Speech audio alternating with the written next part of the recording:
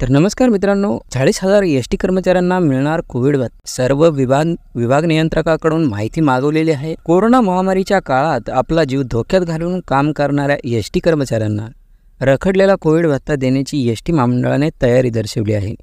संचालक महामंडळाच्या बैठकीतून हा निर्णय घेण्यात आला असून कोविड भत्ता रखडलेल्या कर्मचाऱ्यांची माहिती 12 जूनच्या आत राज्यातील विभाग नियंत्रकाकडून मागवली होती. मार्च 2020मध्ये देशात कोरोनाचा संसर्ग पोचल्यानंतर संपूर्ण वाहतूक व्यवस्था ठप्प झाली होती. अशा स्थितीत केवळ एस टी महामंडळाच्या बसेसमधून विविध ठिकाणी अडकलेले विद्यार्थी परप्रांतीय त्यांच्या गावी पोहोचण्यात आले होते. या कालावधीत प्रत्यक्ष कामगिरी बजावणाऱ्या एस टी चालक, वाहक यांनी यांत्रिक कर्मचाऱ्यांना प्रतिदिन 300 रुपये प्रोत्साहन भत्ता देण्याचे आदेश काढले होते. त्यानुसार काही महिने एस टी महामंडळातर्फे कोविड काळात कामावर येणाऱ्या कर्मचाऱ्यांना भत्ता देण्यात आला. मात्र एस टी महामंडळाची कोरोना काळात आर्थिक परिस्थिती डबघाईला गेली.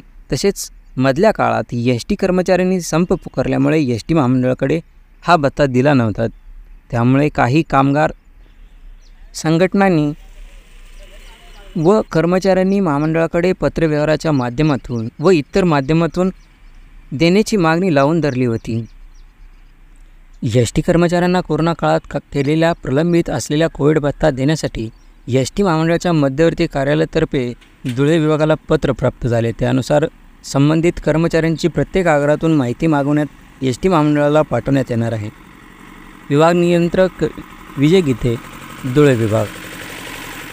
मागणीला आले यश.